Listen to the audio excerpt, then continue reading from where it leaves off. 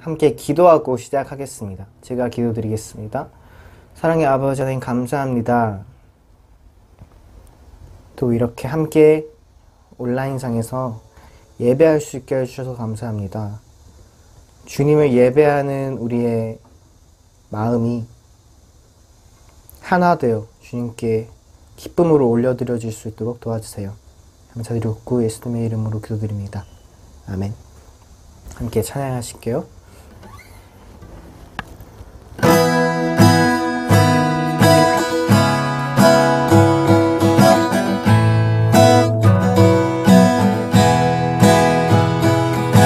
나의 죄를 씻기는 예수의 피밖에 없네.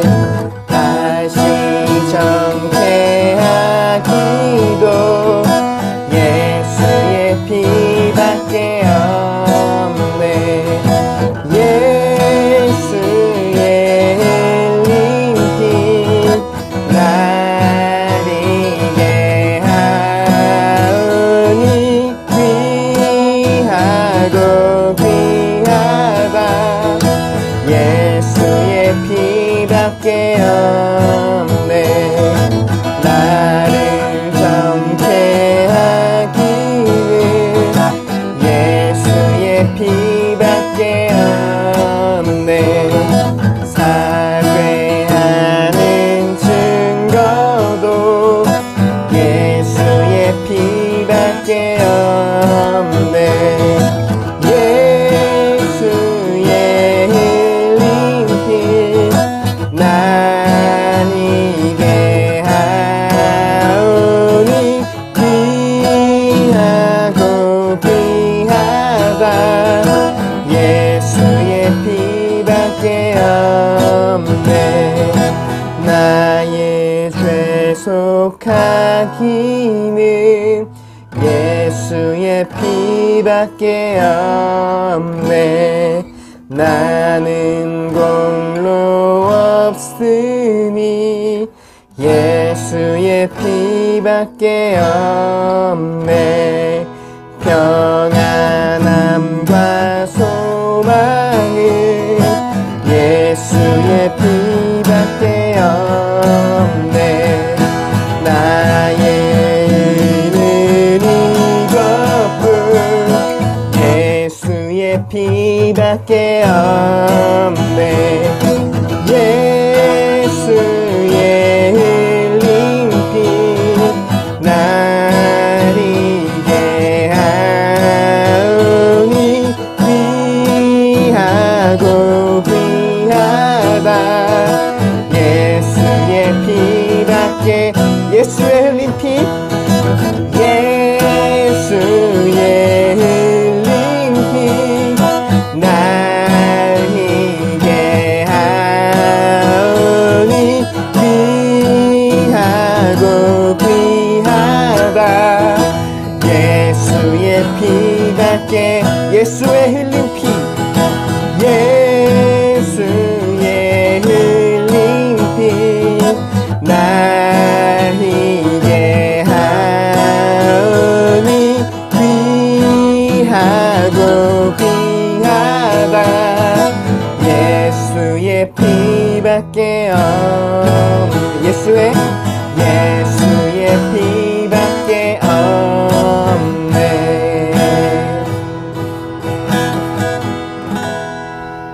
이 시간 함께 잠깐 같이 기도했으면 좋겠는데요.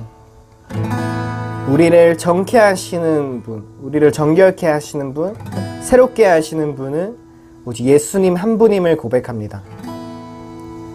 우리가 지금 어떤 모습이든지 간에 그 주님께 나아가면 깨끗하게 씻음을 얻게 될 것입니다. 이 시간 우리가 예배 시간 가운데 그렇게 주님께로 나아가는 시간 되길 원합니다. 우리가 어떤 삶의 모습으로 살아왔든지 다시금 주님 앞에 나아가서 우리 삶의 방향을 주님께로 맞추고 우리를 정결케 해주시는 그분 앞에서 또 새롭게 됨을 얻는 시간 될 수 있도록 도와주세요. 이 시간 함께 예배를 위해 잠깐 같이 기도하겠습니다. 기도드리겠습니다. 사랑의 아버지 하나님 감사합니다. 우리를 정결케 하실 수 있는 분은 오직 예수님 한 분임을 고백합니다. 많은 책과 또 많은 동영상과 이런 것들이 우리 생각을, 우리 지식을 넓힐 수 있지만 우리를 정결케 할 수 있는 분, 우리를 깨끗게 하실 수 있는 분은 오직 예수님의 그 보혈의 능력밖에 없음을 고백합니다. 주님, 우리의 힘이 아니라, 우리 어떠함이 아니라 그 주님의 보혈의 능력 의지하여서 나아가오니 우리를 새롭게 하여 주실 줄 믿습니다. 우리를 새롭게 하시는 그 능력을 따라 그 선한 능력으로 우리가 살아갈 수 있게 도와주세요.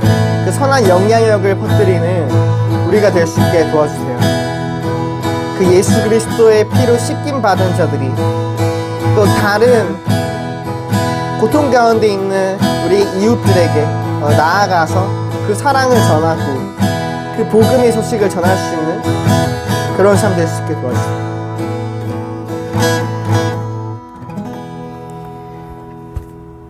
사랑의 아버지 하나님 감사합니다. 우리를 사랑하셔서 우리 죄를 대신하여 죽어주시고 또 부활하셔서 우리로 하여금 살 길을 마련해 주신 감사드립니다.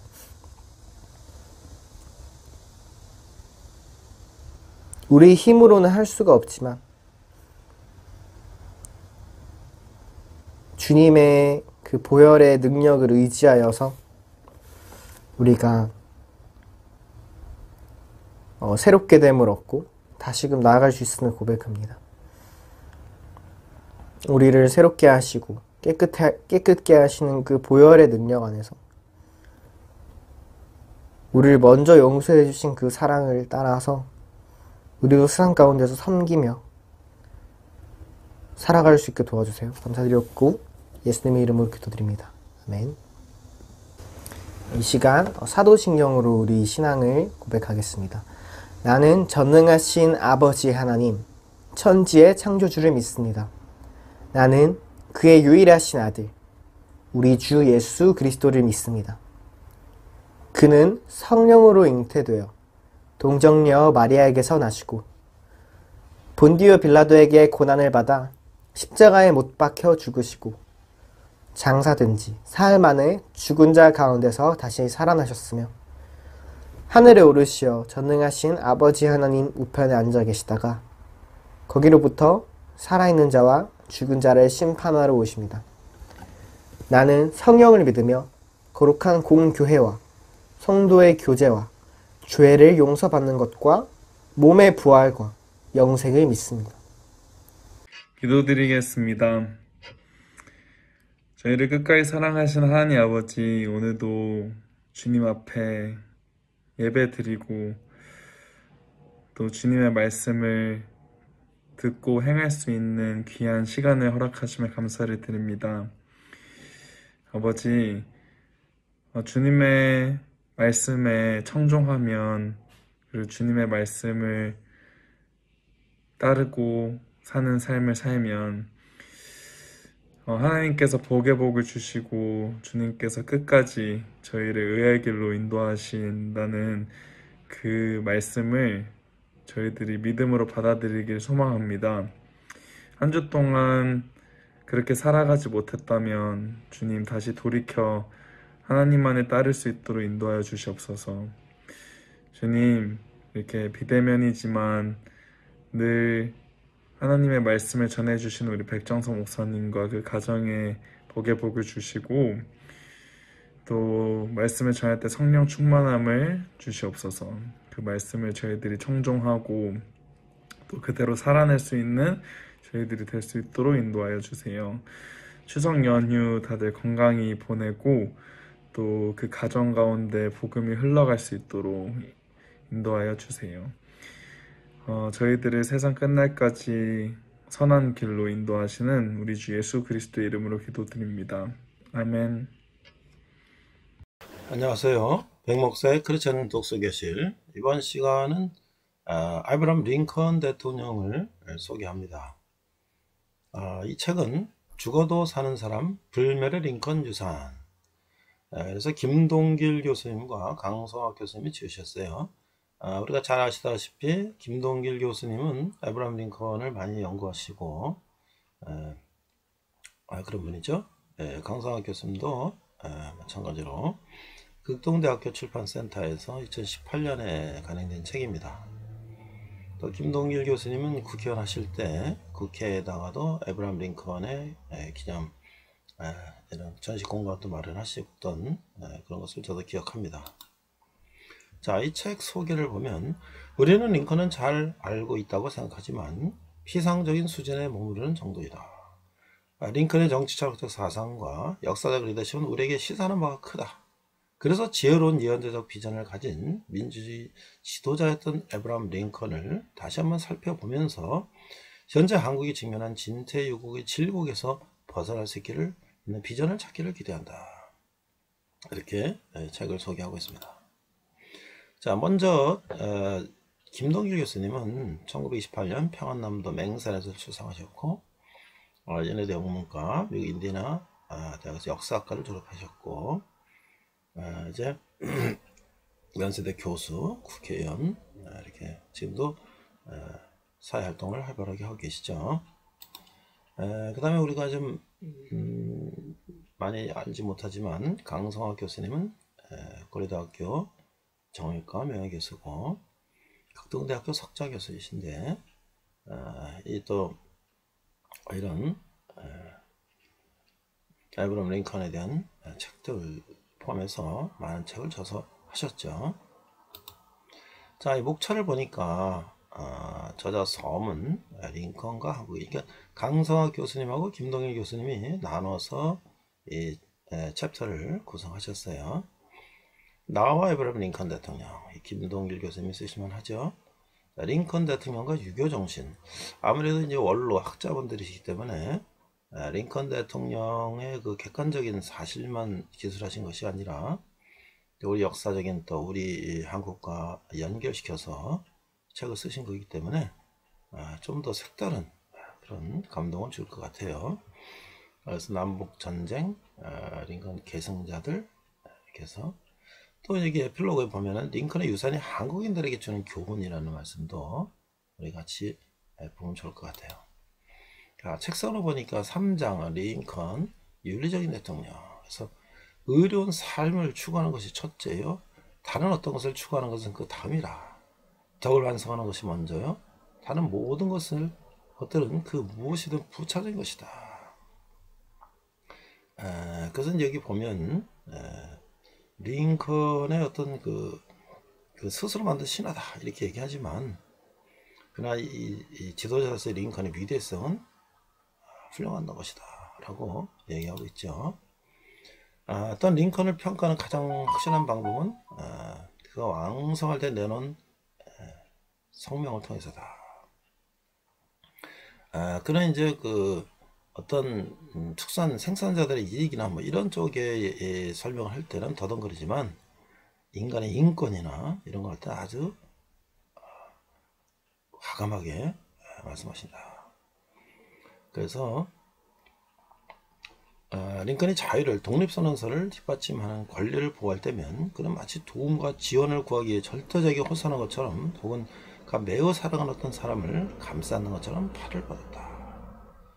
그래서 정의와 인류의 진보를 포함하는 자유와 희망과 사랑을 언급할 때 불타올랐다. 링컨 대통령에 걸맞는 표현인 것 같아요. 자, 여기 또 이제 그 맹자하고도 이런 유교적인 사상과도 결부시켜서 설명을 하고 있는데요. 1860년 11월 선거에 링컨이 취임하기 전에 스프링필드에서는 우려 섞인 또 지쳐가는 사결을 보내고 있었다. 대부분의 시기 링컨은 침묵을 지켰다. 공자는 쉽게 동의하지 않고 결혼하며 나무 같은 말하기를 더디하는 자가 선에 가깝다.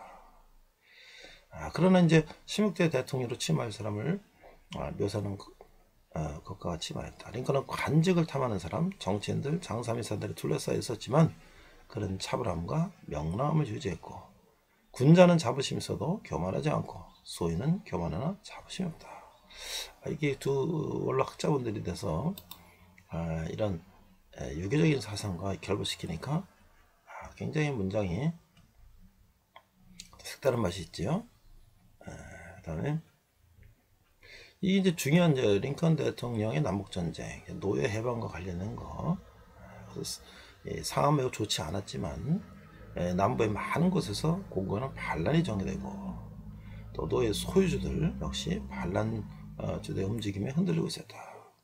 이런 상태에서 또 이들이 이제 남부 사람들이 무장을 하고 또 무기고를 점령하고 이런 상황들이 있었다라고 설명하고 있죠.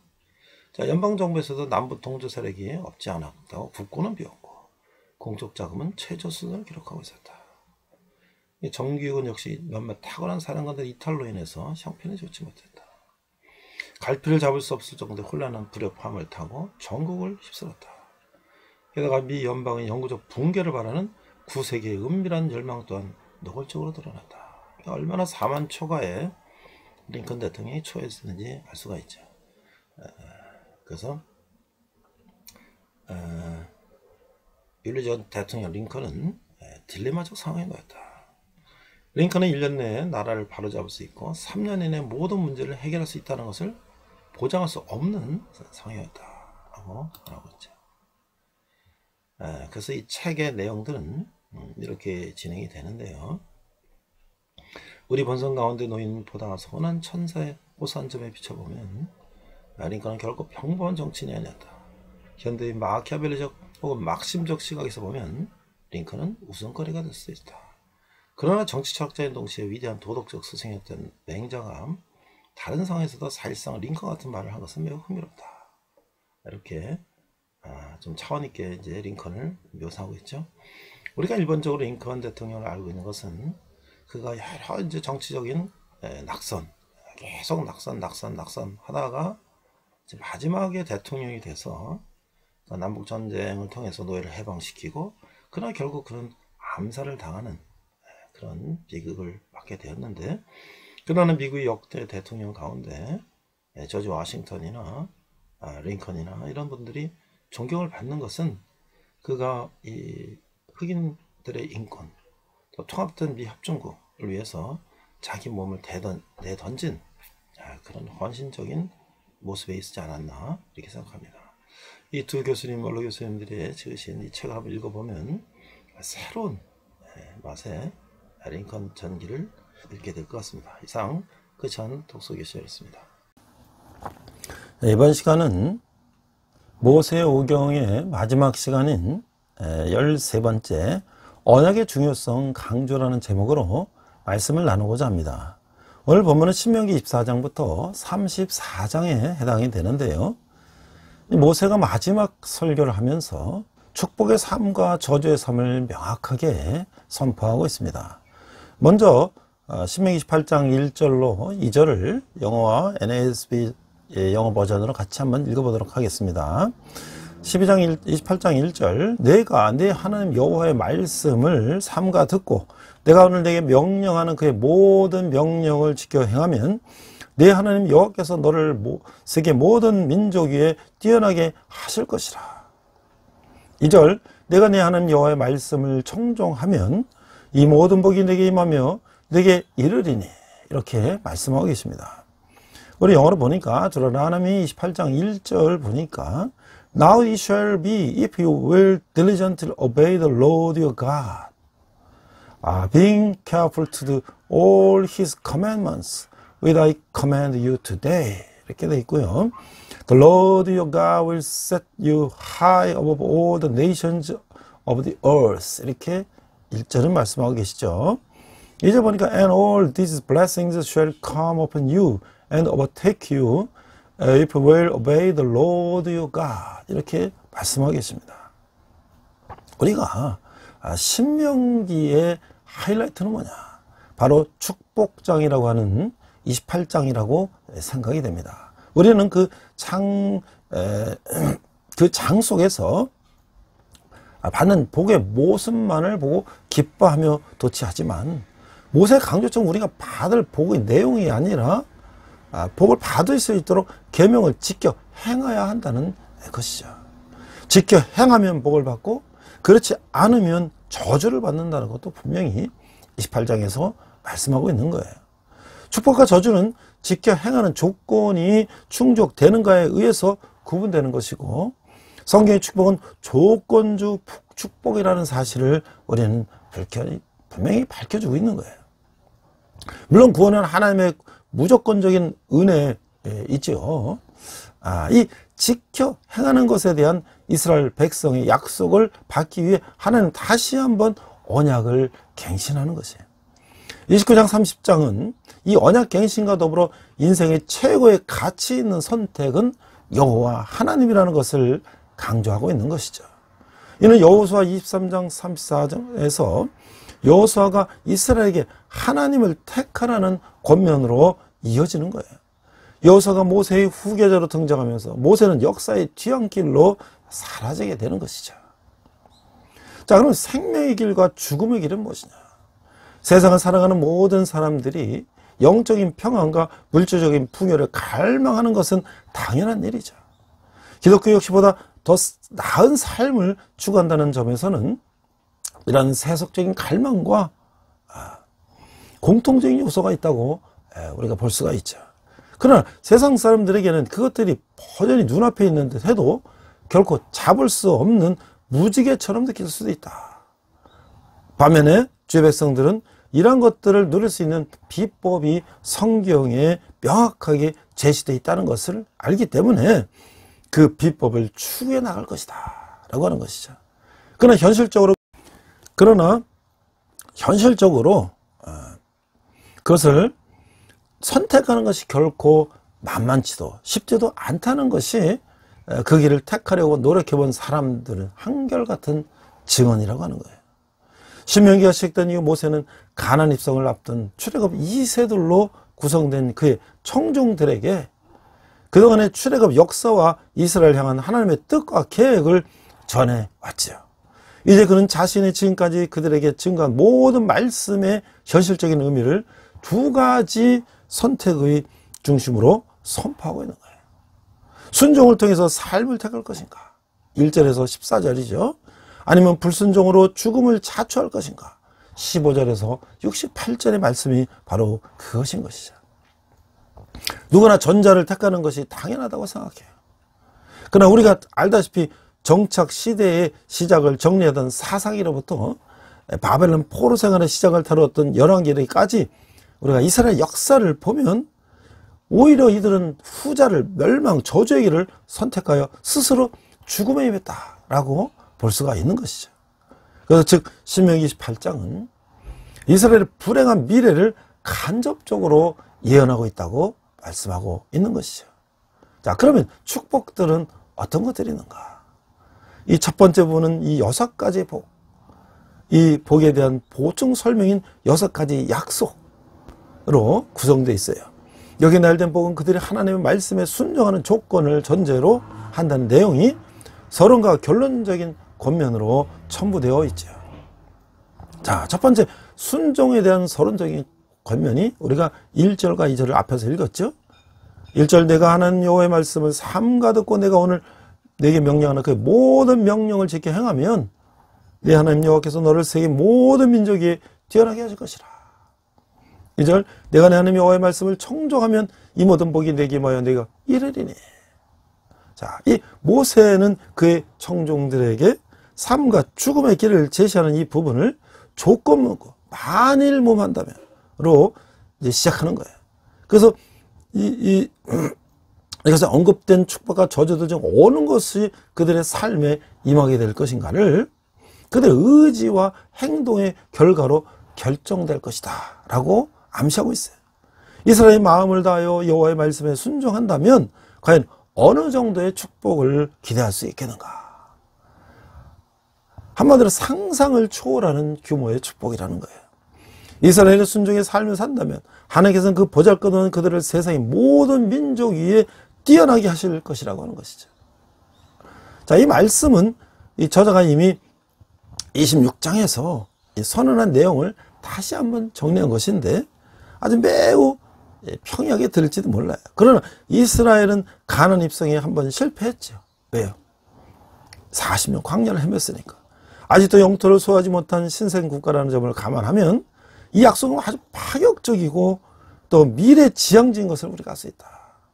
하나님의 말씀대로만 한다면 그들은 영토를 얻게 될 것을 기대할 수가 있고 그의 밝고 낙관적인 미래가 보장된다고 하는 것이죠. 또한 이스라엘이 누리게 되는 국제적인 지위의 정도 또한 매우 중요하다고 하는 것이에요.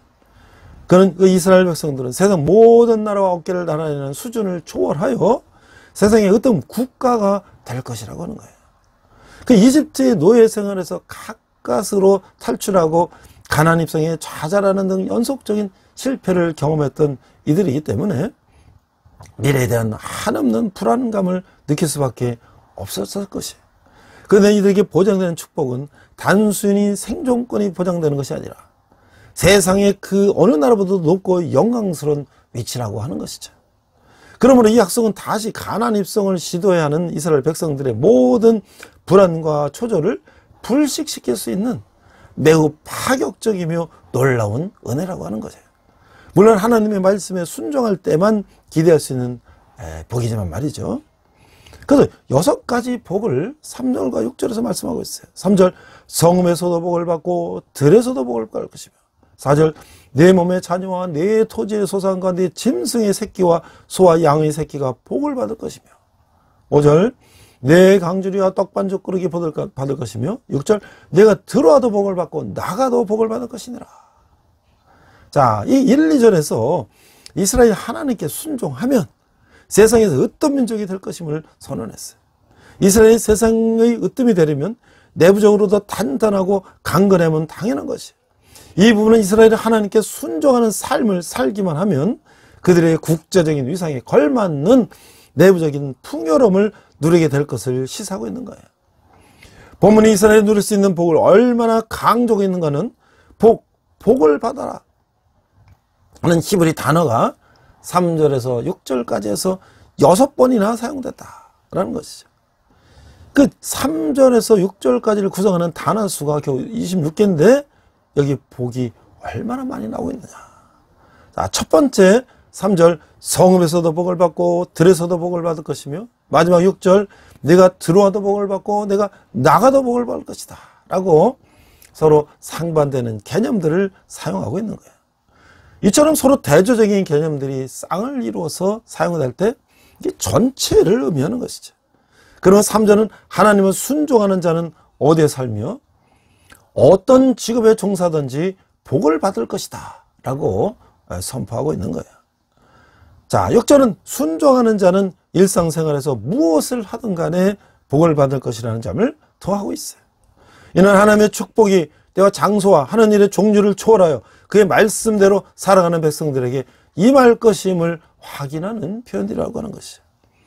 중간에 껴있는 4, 5절에서는 자손뿐만 아니라 가축, 농작물의 번성과 양식의 풍요로움을 선언하고 있는 것이죠.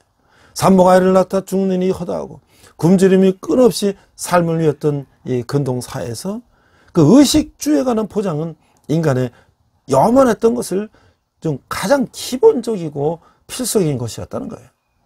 이스라엘이 그들이 하나님 여호와를 신뢰하고 또 그분의 말씀에 따라 살아간다면 그들은 삶의 가장 필수적이고 기본적인 의식주에 대해서 걱정할 필요가 없을 뿐만 아니라 넘치는 풍요로움을 즐길 수 있다고 하는 것이죠. 어느 문명을처럼 근동의 민족들도 다산과 풍요로움을 얻기 위해서 다양한 다산신을 섬겼어요. 모세는 이 시점에서 이스라엘에게 풍요와 번성은 그들의 하나님 여호와께 속한 것임을 다시 한번 상기시키고 있는 것이죠. 천지를 창조하시고 주관하시는 그분만이 이들에게 이른 비와 늦은 비를 내려주셔서 땅을 풍요롭게 하고 땅의 풍요로움을 통해서 사람과 짐승을 풍요롭게 하실 수 있다고 하는 거예요. 즉, 그들은 만족스러운 삶을 위하여 이방인들처럼 다른 신들을 찾아 나설 필요가 없으며 이방인들의 쫓는 신들은 모두 사기극에 불과하다라고 하는 것이죠. 인간의 욕구, 인간의 방법으로 만든 신이기 때문에 이 사실은 또한 이스라엘이 하나님의 말씀에 순종하여 복을 누리면 그들의 삶은 복된 것이 아니라 그들의 소유한 짐승과 땅도 하나님 축복 아래 있게 된다라는 점을 전제로 하고 있어요. 그래서 이제 6가지 약속이 7장에서 7절에 13절에 나오는데 7절을 보니까 여호와께서 너를 대적하기 위해 일어난 적군들을 내 앞에서 패하게 하시리라. 그들이 한 길로 너를 치러하듯으로 내 앞에서 7길로 도망하리라. 8절 여호와께서 명령하사 내 창고와 내 손으로 하는 모든 일에 복을 내리시고 내 하나님 여호와께서 내게 주시는 땅에서 내게 복을 주실 것이며 9절 여호와께서 내게 맹세하신 대로 너를 세워 자기의 성민이 되게 하시리니 이는 내가 네 하나님 여호와의 명령을 지켜 그 길로 행할 것입니다. 10절 땅의 모든 백성이 여호와의 이름이 너를 위하여 불리는 것을 보고 너를 두려워하리라.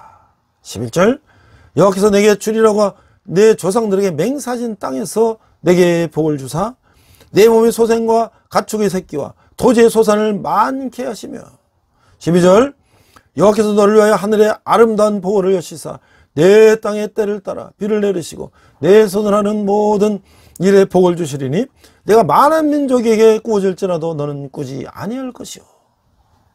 13절 여호와께서 너를 머리가 되고 꼬리가 되지 않게 하시며 위험한 있고 아래에 있지 않게 하시려니 오직 너는 내가 오늘 내게 명령하는 대로 하나님 여호와의 명령을 듣고 지켜 행하며. 자, 이 모세는 이 단락에서 3절에서 6절을 통해서 간략하게 언급한 축복에 대해서 이게 추가적인 설명이나 이런 걸 연관된 사항을 이제 말함으로써 이 복들의 중요성을 강조하고 있어요. 이 모든 축복이 하나님의 말씀에 대한 절대적인 순종을 전제로 하기 때문에 이 단락 전체를 하나로 묶어주고 있다는 거예요. 이스라엘이 누릴 수 있는 축복들은 어떤 것입니까? 이 첫째, 군사적인 축복이라는 거야. 군사적인 성공. 7절 보니까 여호와께서 너를 대적하기에 일어난 적군들을 내 앞에서 패하게 하시리라. 그 몸이 그들이 한 길로 너를 치러 왔다가 네 앞에서 7길로 도망가리라. 어떤 민족이 주의 백성을 대적하리라 하더라도 승리 큰 5영 4방 8방으로 그들이 흩어지는 수모를 당할 것이다 라는 것이에요. 이는 여호와께서 그들을 위해 싸워주시기 때문인 거예요. 먼 미래에도 이 약속은 약속 국가로 존재할 이스라엘에게 큰 의미가 있는 것이죠.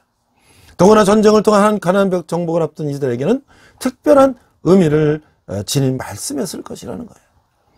이스라엘 백성은 전쟁의 승리와 패배가 여호와께 속한 것이라는 사실을 인정하고 고백해야 하는 것이에요. 둘째는 풍부한 양식이에요. 8절을 보니까 여호와께서 명령하사 내 창고와 내 손으로 하는 모든 일에 복을 내리시고 네 하나님 여호와께서 내게 주시는 땅에서 내게 복을 주실 것이라.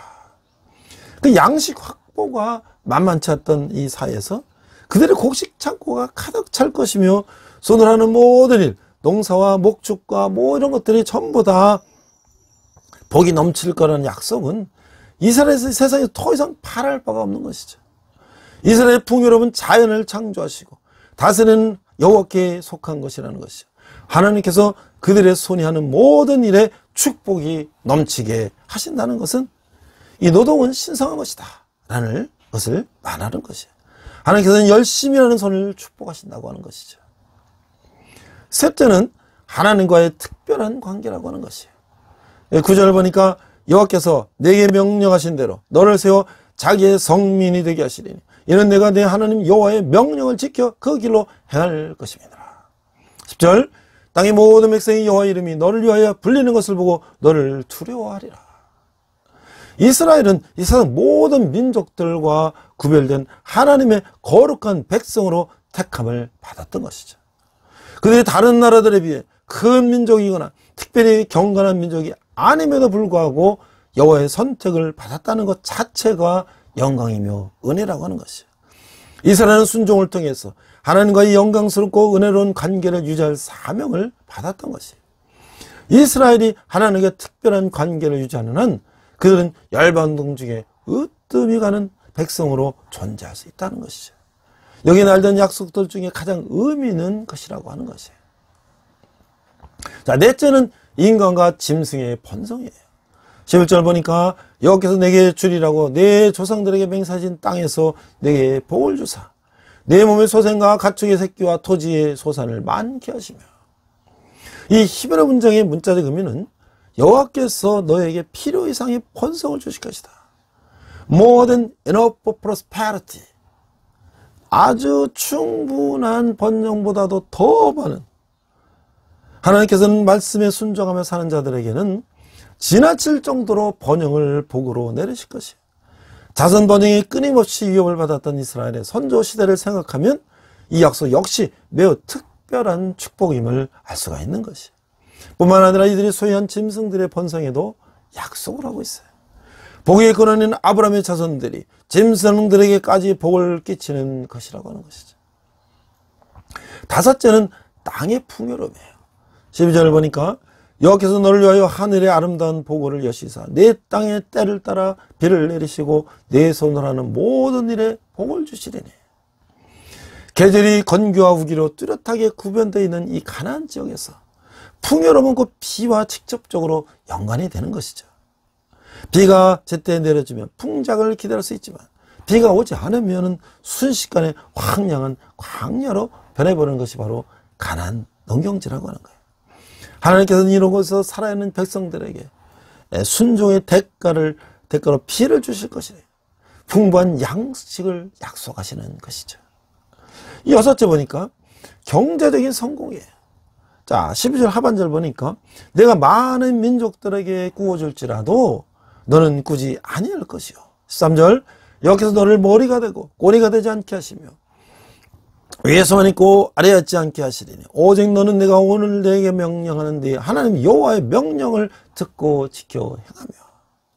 자, 주의 백성들이 하나님 말씀대로 살아가기를 한다면 하나님께서는 그들에게 엄청난 복을 내리셔서 그들이 다른 백성들에게 꾸어줄지언정 꾸지는 않게 하실 것이며 열방의 머리가 되게 하시며 꼬리가 되지는 않게 하시며 위에만 있게 하시며 아래에 있지 않게 하실 것을 약속하고 있는 것이죠.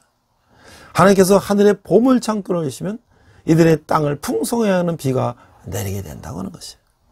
비가 오면 땅이 풍성하게 되고 그 땅을 경작하는 주의 백성들이 통당한 풍성함을 누리게 되는 것이죠. 그래서 이 세 번째 약속이 이스라엘의 정치적, 신문적 지혜를 향상을 선언했다면 이 여섯 번째 약속은 그들의 경제적인 지혜를 보장하고 있는 거예요. 자, 그래서 이 순종하게 되면 어떻게 되냐? 이 결론적인 14절에서 이렇게 말씀하고 있죠. 14절 내가 오늘 너에게 명령하는 그 말씀을 떠나 좌로나 우로나 치우치지 아니하고 다른 신을 따라 섬기지 아니하면 이와 같이리라. 이 모든 축복과 이 축복을 이스라엘의 삶에서 현실화될 수 있는 하나님의 약속을 선언하는 모세는 다시 한번 이들에게 지금까지 언급된 모든 것들이 조건적이다. 하나님을 섬기면 복을 받을 것이다 라고 그는 이스라엘이 누릴 수 있는 복된 삶의 가능성을 말하고 있는 거예요.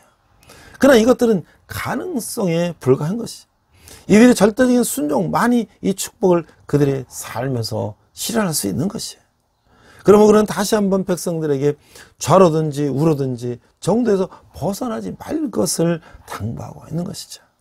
하나님의 말씀대로만 살아간다면 지금까지 선포된 모든 복들은 그들의 몫이 될 것이라고 하는 것이죠. 자, 그런데 이제 그와 반대되는 저주들이 28장 15절에서 18절까지 길게 설명되고 있어요. 순종하는 삶에 임하는 축복들에 대한 약속에서 불순종의 삶에 임한 저주들로 주제가 바뀌었어요. 하나님의 말씀에 대한 순종이 가져올 축복들을 선언했던 1절에서 14절에 이스라엘에게 주어질 수 있는 가능한 삶이었다면 이 불순종이 가져올 환난들을 논하는 15절에서 68절은 그 이스라엘의 현실이었다. 구약의 역사서들이 이런 사실들을 입증하고 있는 거예요. 축복이 조건적인 것처럼 저주도 아주 조건적이다. 그러나 이스라엘이 하나님의 심판을 받게 된 데는 운명적인 요소가 전혀 없진 않지만 그것이 아니라 자신들이 스스로 자청하고 선택한 결과였다 라고 말씀하고 있는 것이죠. 자, 그래서 첫 번째 저주의 경고는 어떻게 말씀하고 계신가? 15절 내가 만일 내 하나님 여호와의 말씀을 순종하지 아니하여 내가 오늘 내게 명령하여 하는 그 모든 명령과 규례를 지켜 행하지 아니하면 이 모든 저주가 내게 임하며 내게 이를 것이네. 16절 내가 성읍에서도 저주를 받으며 들에서도 저주를 받을 것이요. 17절 또 내 광주리와 떡반죽 그릇이 저주를 받을 것이요. 18절 내 몸의 소생과 내 토지의 소산과 네 소와 양의 새끼가 저주를 받을 것이며 19절 내가 들어와도 저주를 받고 나가도 저주를 받을 것이다. 이 단락은 1절에서 14절과 매우 비슷한 형태의 내용을 취하고 있어요. 3절에서 6절이 6가지 축복을 나열했던 것처럼 16절에서 19절은 6가지 저주를 언급하고 있어요. 그 앞부분에 7절 14절의 축복에서 추가적으로 설명했던 것처럼 나머지 10절 44절은 저주에 대해서 추가적으로 설명하고 있어요. 자, 이 부분의 서론적을 역할을 하는 이 15절 19절의 내용은 1절 6절에서 기록된 내용을 그대로 반전하고 있어요.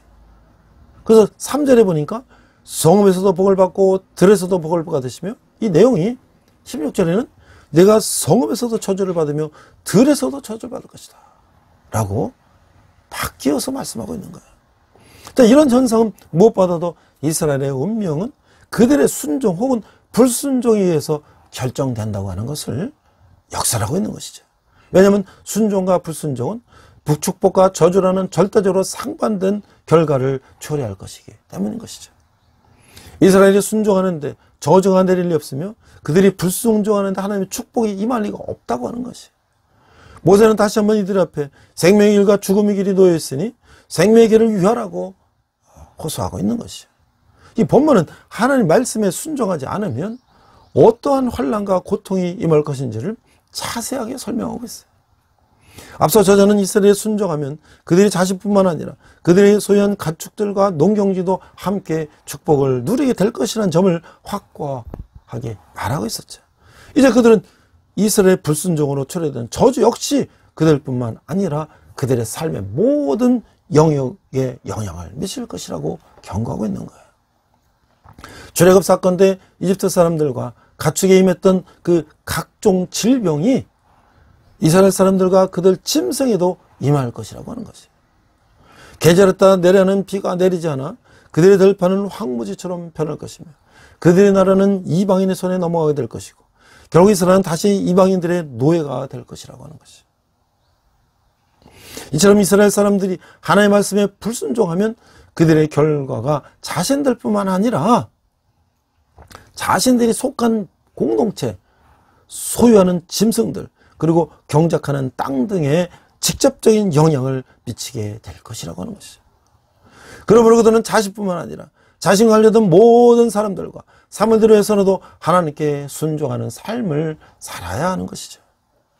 모세는 저주에 대해 상세고 길게 설명함으로써 불순종의 길보다 순종하는 삶이 얼마나 힘들고 어려운지를 역설을 하고 있는 것이죠. 마치 예수님이 좁은 길과 넓은 길 비유를 통해서 하나님 섬기는 길이 상대적으로 어렵고 힘든 점을 강조하신 것처럼 말이죠. 또한 축복보다 저주를 훨씬 더 자세하게 설명하는 것은 이스라엘의 비극적인 역사를 예고하는 것이라는 거예요. 사사기와 열왕기에 기록된 이스라엘의 역사를 살펴보면 이것에 언급된 모든 저주가 낱낱이 현실로 드러났다고 하는 것을 우리가 실감하는 것이죠. 심지어는 이스라엘이 불순종한 결과로 다른 나라에 끌려갈 것을 선언한 이 말씀은 말이죠. 32절 네 자녀를 다른 민족에 빼앗기고 종일 생각하고 찾음으로 눈이 피곤해지나 네 손에 힘이 없을 것이며 32절 네 자녀를 36절 여호와께서 너와 내가 세울 내 임금을 너와 내 조상들이 알지 못하던 나라로 끌어가시리니 내가 거기서 목속으로 만든 다른 신들을 섬길 것이며 37절 여호와께서 너를 끌어가시는 모든 민족 중에서 내가 놀람과 속담과 비방거리가 될 것이라. 41절 내가 자녀를 낳을지라도 그들이 포로가 되므로 너와 함께 있지 못할 것이며. 이 훗날 이 북 이스라엘은 BC 722년에 아시아로 끌려갔어요. 자, 남한국은 BC 586년에 바벨론으로 끌려가게 되는 것이죠. 이게 바로 현실이 됐다고 하는 것이죠. 그런데 하나님을 멀리함으로써 그런 모세가 저주에 대해서 이처럼 상세하게 언급하는 것은 이스라엘의 필연적인 미래에 대해서 경고하고 있는 것이에요. 자, 그러면 이제 두 번째 경고와 저주는 어떤 내용인가?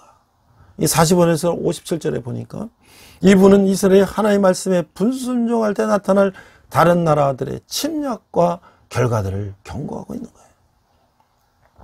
먼저 45절에서 47절은 이방인들이 침략해서 온 이유를 설명하면서 48절은 침략의 결과를 말하고 있어요. 49절 57절은 침략자들이 이스라엘을 정복하게 되는 과정과 이때 이스라엘에 있을 일들을 설명하는 거예요. 이스라엘이 이방인들의 침략을 받게 될 가장 근본적 이유는 하나님께 받은 축복에 대해서 제대로 감사하지 않을 것이기 때문이죠. 47절 내가 모든 것이 풍족하여도 기쁨과 즐거운 마음으로 내 하나님 여호와를 섬기지 아니함으로 말미암아. 여호와께서는 이스라엘에게 많은 축복을 내리셔서 그들의 삶을 풍요롭게 하실 것이에요. 이스라엘이 이런 사실을 안다면 당연히 그분께 영광을 돌리고 감사하는 삶을 살아야 되는 것이에요. 그런데 훗날 이스라엘의 역사를 살펴보면 그들은 여호와께 받은 축복에 대하여 이방 신들에게 감사할 뿐 아니라 심지어는 그분께서 내려주신 풍요로움을 가지고 이방 신들을 섬겼어요. 정말 황당하고 어이없는 일이죠. 결국 분노하신 하나님께서 이 배은망덕한 그들을 심판하게 되시는 거예요. 하나님께서 적절한 감사와 합당한 영광 돌림은 그분의 축복을 누리는 자들이 해야 할 당연한 일인 것이죠. 배은망덕한 이스라엘이 어떤 대가를 치를 것인가? 모세는 그들이 주께서 보내신 원수들을 섬기다가 결국 죽게 될 것이라고 경고하고 있는 거예요. 48절 내가 줄이고 목마르고 헐버르고 모든 것이 부족한 중에서 여호와께서 보내사 너를 치게 하실 적군을 섬기게 될 것이니 그가 철몽에를 내 목에 메어 마침내 너를 멸할 것이라. 이 굶주림과 가난과 속박만이 하나님의 말씀에 불순종하는 주의 백성들의 삶을 지배하게 될 것이다. 순종이 가져올 축복과 이것들에 비교해보면 순종을 택하는 것은 당연한 것이야. 그러나 우리는 역사를 통해서 잘 알고 있어요. 이런 대조적인 결과에도 불구하고 순종이 쉽지 않다고 하는 것이에요. 이 모세가 48절에서 경고한 내용이 어떤 과정을 통해서 실현될 것인가? 이게 49에서 57절을 통해서 설명되고 있어요. 하나님께서 먼 곳에서 무시무시한 민족, 언어가 다르고 생김새가 흉악하고 행실이 매우 잔인한 민족을 불러들이실 것이라고 하는 거예요. 49절 고온 여호와께서 멀리 땅끝에서 한 민족을 독수리 날아오는 것 같이 너를 치러 오게 하시리니 이는 내가 그 언어를 알지도 못하는 민족이요. 50절 그 용모가 흉악한 민족이라 노인을 보살피지 아니하며 유아를 불쌍히 여기지 아니하며. 그들은 이스라엘이 먹을 양식과 짐승을 전부 뺏어간다는 거예요. 51절 내 가축의 새끼와 내 토지의 소산을 먹어 마침내 너를 멸망시키며 또 곡식이나 포도주나 기름이나 소의 새끼나 양의 새끼를 너를 위하여 남기지 아니하고 마침내 너를 멸절시키리라. 그들은 또한 이스라엘이 의지하던 이 성에 사람들을 가두어 포위할 것이며 이스라엘은 포위된 성 안에서 굶주리며 죽음을 기다리게 될 것이다. 52절 그들이 전국에서 내 모든 성읍을 에워싸고 내가 의뢰하는 높고 견고한 성벽을 다 헐며 내 하나님 여호와께서 내게 주시는 땅의 모든 성읍에서 너를 에워싸리니. 그러니까 이스라엘은 자신들이 믿었던 것처럼 높은 성이 발등을 찍히게 된다. 식량이 바닥난 이스라엘은 자식들의 살을 먹으며 모든 존엄성을 포기한 채 생명을 유지하는 데만 급급하게 될 것이다. 물론 그들은 그렇게라도 살기에 노력하지만 결국 이방인들의 손에 죽게 될 것이다. 이스라엘 역사를 살펴보면 이러한 일이 몇 차례의 현실로 드러났다고 하는 것이죠. 자, 이 세 번째 저주와 이 경고 선언을 보니까 58절에 68절을 보면 저자는 이 부분에서 지금까지 언급했던 저주들을 다시 한번 요약적으로 설명하고 있어요. 이집트의 질병들 포함해 신체적, 정신적 질환들을 그것들이 이들을 괴롭힐 것이다. 65절 그 여러 민족 중에서 내가 평안함을 얻지 못하며 내 발바닥이 쉴 곳도 얻지 못하고 여호와께서 거기서 내 마음을 떨게 하고 눈을 쇠하게 하고 정신을 산란하게 하시리니 이방인들의 손에 괴롭힘을 당할 것입니다. 심지어는 이집트에서의 종살이를 방불케 하는 노예 생활이 이들의 삶에 임할 것이라는 것이죠. 68절 여호와께서 너를 배에 싣고 전에 내게 말씀해 이르시기를 내가 다시는 그 길을 보지 아니하리라 하시더니 그 길로 너를 애굽으로 돌아가실 것이라 끌어가실 것이라. 거기서 너희가 너희 몸을 적군에게 남녀 종으로 팔려 하나 너희를 살 자가 없으리라.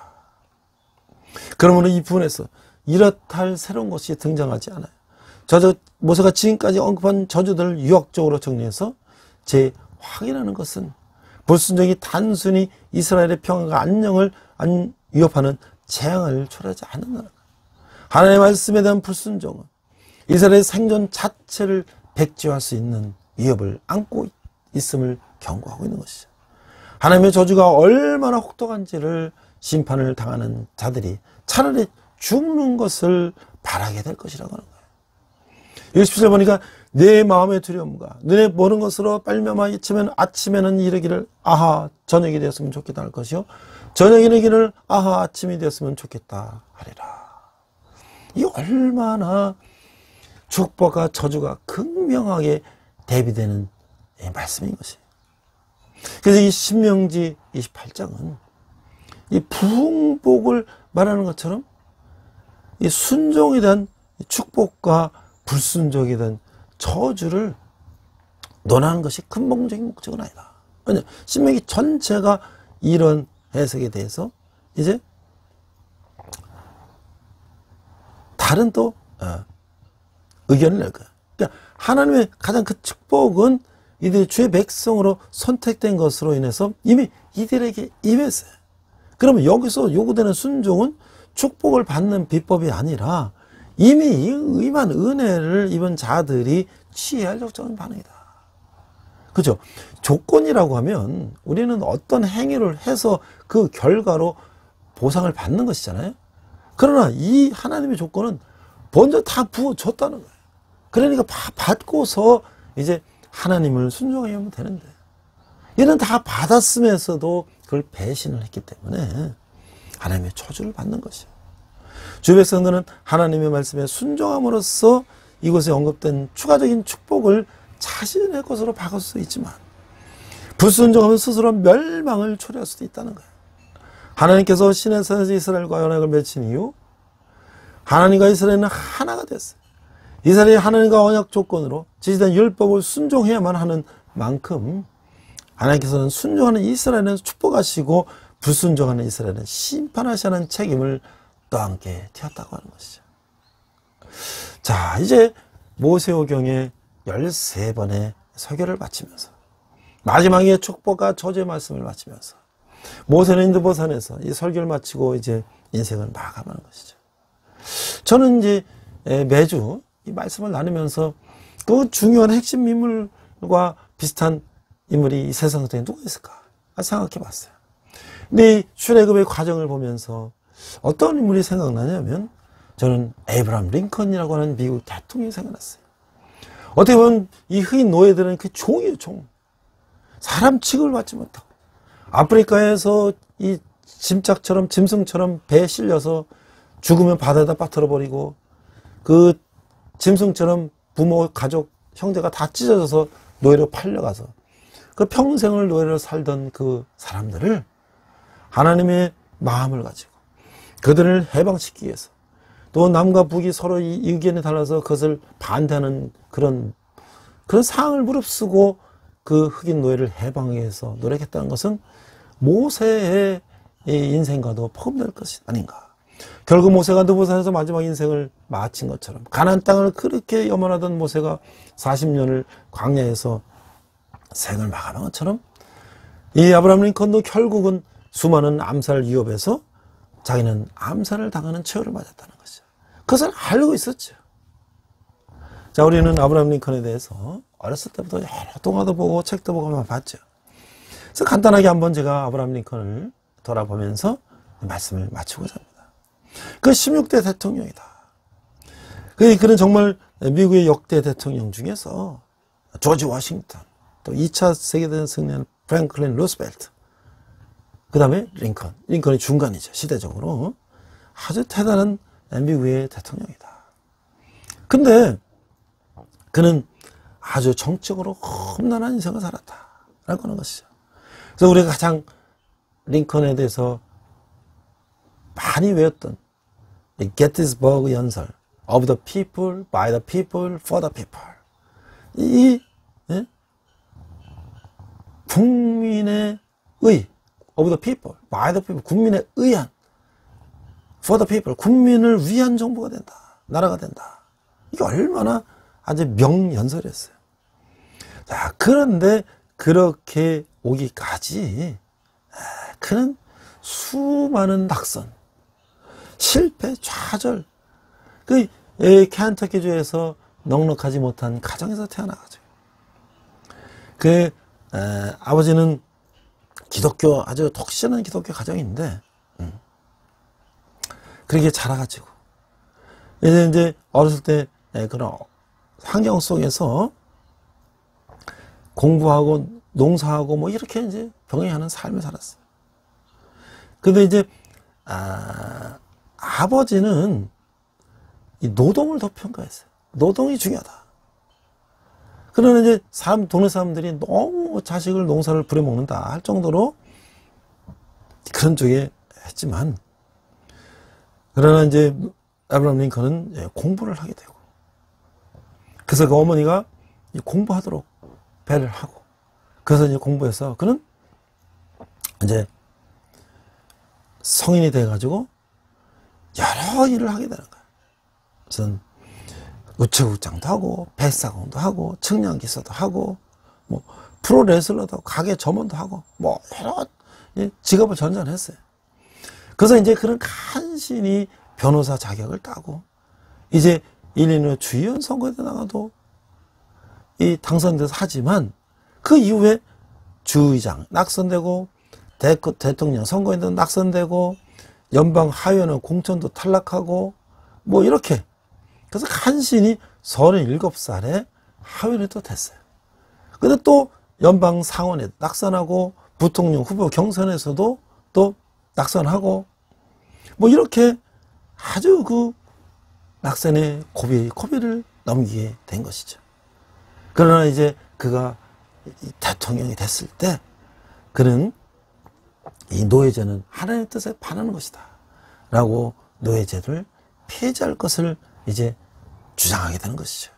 그래서 앞에서 말한 것처럼 너는 모세는 링컨이 모세와 복음 들을 수 있을 것 같고, 그 이스라엘은 이제 각각 찢어졌던 그 노예를 종으로 삼던 그 미국이 이제 새로운 국가로 탄생하는, 연방 국가로 탄생하는, 그들이 또 남과 북이 갈라져 가고 서로 쪼개질 위기에서 하나로 통합된 나라로 전쟁까지 불사하면서 만들었던 것은 이스라엘 백성들이 오합지졸을 하나로 모아서 이제 마지막 모세의 연설을 듣고 가나안 정복에 나서는 그런 것에 비유가 된다라고 생각할 수 있었어요. 그래서 이제 분련될 국가를 하나로 통합하는 이제 그런 대통령이 된 것이죠. 그러나 결국 항상 이제 아브라함 링컨은 암살 위협을 받은 거예요. 이 남부의 백인 우월주의자, 이 어떤 정적인 이유와 경쟁 이유로 항상 아브라함 링컨을 죽이려고 했을 때 그는 일부러 기차를 막 새벽 3시에 타기도 하고, 밤늦게 워싱턴에 도착하기도 하고, 뭐 이렇게 하니까 이 신문들은, 비판하는 신문들은 밤도둑처럼 수도에 들어왔다 뭐 이렇게 조롱하기도 하는 거예요. 그래서 그런 이 노예제도를 반대하는 사람들의 그 수많은 위협과 그 전쟁의 어려움과 그런 속에서도 그는 다시 재선에 성공해서 이제 남북전쟁 이렇게 되고, 결국 남부가 항복을 하면서 이제 통합을 이뤘지만, 그는 이제 어떤 극장의 행사장에서 결국 암살을 당하면서 그의 생을 마감하는 것이에요. 저는 워싱턴 DC에 갔을 때 링컨 기념관을 보니까 그 어마어마한 그 좌상, 앉아있는, 링컨이 앉아있는 데서 그 앞에 강을 이렇게 내다보는 그런 링컨의 기념관을 가봤는데요. 그 링컨 기념관에 서진 이 헌사에는, 이 성전에는 미 합중국 국민들의 마음을 담아 미국을 구원한 에브라함 링컨에 대한 기억들이 영원히 간직될 것이다 라고 이렇게 쌓였다고 하는 거예요. 결국 국가 통합과 노예제를 완전히 몰아낸 업적은 지금까지도 미국이 그토록 해방짓는 해방, 자유 등 그 미국인들이 말하는 근본적인 정신과 맥이 다 있다. 그래서 그것은 뭐예요?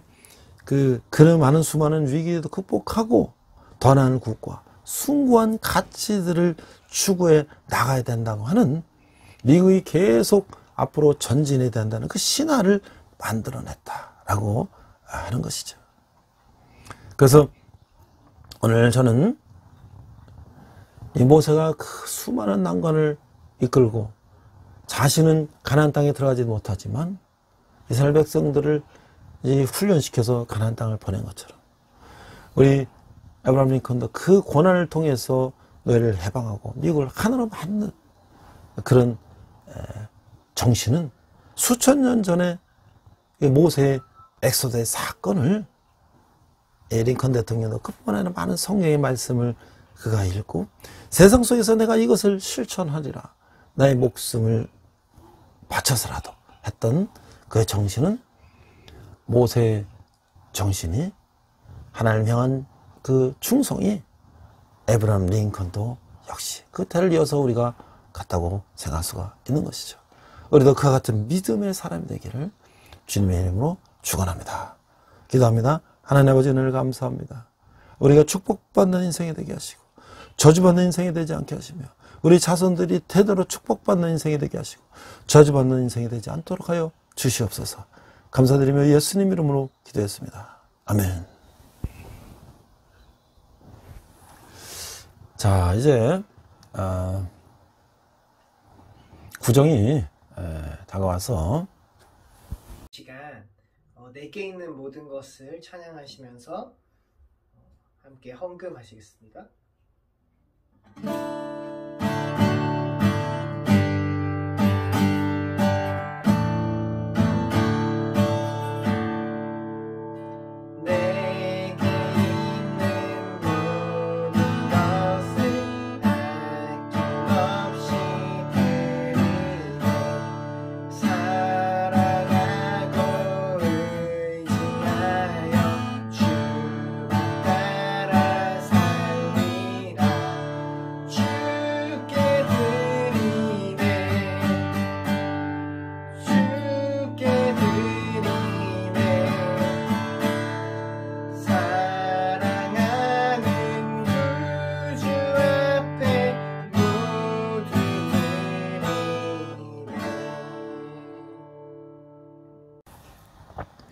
자, 이제 추석을 맞이했습니다.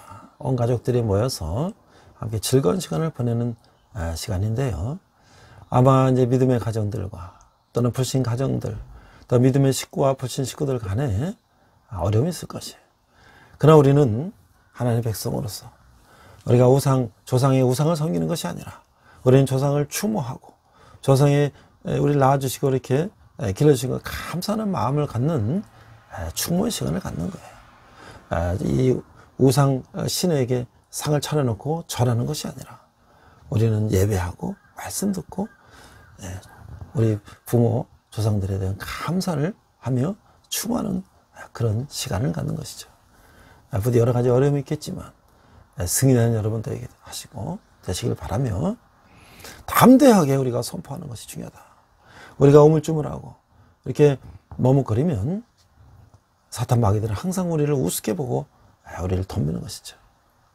우리는 항상 크리스천의 정체성을 가지고 담대하게 선포하며 나가면 그들도 우리를 인정하고 이제 두려워할 것이에요. 그것을 담대하게 선포하고 행동하시기 바랍니다. 제사장이 절하는 거 나는 크리스천이기 때문에 난 절하지 않고 난 기도하겠습니다. 그럼 어떻게 하겠습니까? 절하는 것이나 기도하는 것이나 같은 부모에게 감사함을 표현하는 것인데 나는 하나님의 방식대로 하겠다. 얼마나 자랑스러운 행동입니까? 자, 이제 명절을 맞았지만 우리 군대에 있는 형제들은 집에도 가지 못하고 수고하고 나라를 지키고 있고요. 또 우리 기숙사에 있는 학생들은 또 고향에 갔다 오지만 이제 대면 수업이 시작되고 또 우리도 학교에서도 캠퍼스도 우리 다시 예배가 시작돼야 될 것입니다. 이로 해서 또 많은 학생들과 수고하고 있는데 이 모든 것이 정상적으로 들어와서 우리 젊은이들의 예배가 회복되고 그들의 찬양이 회복되고 또 그들의 캠퍼스 선교가 회복되고 청년 선교가 회복돼서 젊은이들이 주님께 돌아오는 그런 역사가 더 일어나기 원합니다. 이래서 여러분들이 후원하신 헌금과 후원은 우리 청년들이 주님께 돌아오는데 귀하게 사용될 것입니다. 우리 함께 기도하겠습니다. 하나님 아버지 은혜를 감사합니다. 저기 적은 예물을 주님께 드렸습니다. 예물이 쓰는 것보다 주님의 영광이 나타나게 하시고 특별히 젊은이들이 청년들이 주님께 돌아오는 데 귀하게 사용되게 하여 주시옵소서. 지금은 우리 주 예수 그리스도의 이름 하나님의 극진하신 사랑과 성령님의 감화감동 역사심에 축복을 받기를 원하며 저주받기를 원하지 않고 하나님의 뜻을 행하기를 다짐하는 온라인 백성을 드리는 온라인 예배를 드리는 모든 성도들 위해 열방의 백성들과 선교사님들 위해 특별히 북한에서 고통받는 북한 동포들 위해 지금부터 영원토록 함께 하시기를 간절히 축원합니다. 아멘. 우리 살아있는 능력으로 찬양하시면서 이번 명절 기간 승리하시기 바랍니다. 우리 이 시간 선한 능력으로 함께 찬양하시면서 결단의 시간 갖겠습니다.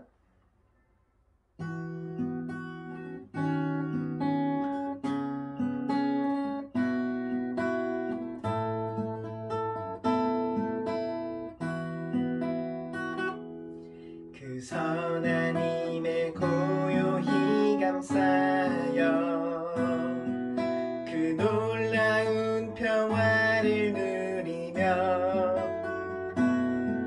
나 그대들과 함께 걸어가네. 나 그대들과 하늘을 여네.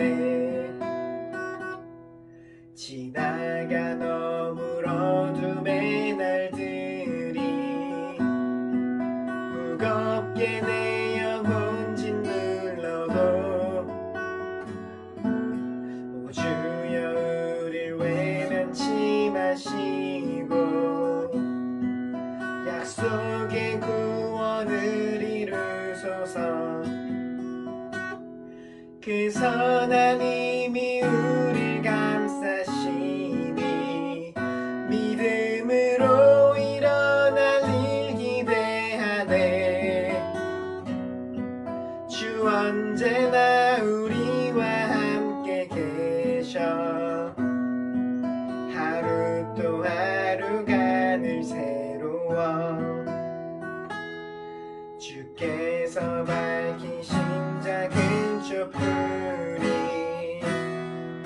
어둠을 헤치고 타오르네. 그 빛에 우리 모두 하나 되어 온 누리에 비추게 하소서. 그 선한 힘이 우릴 감싸시니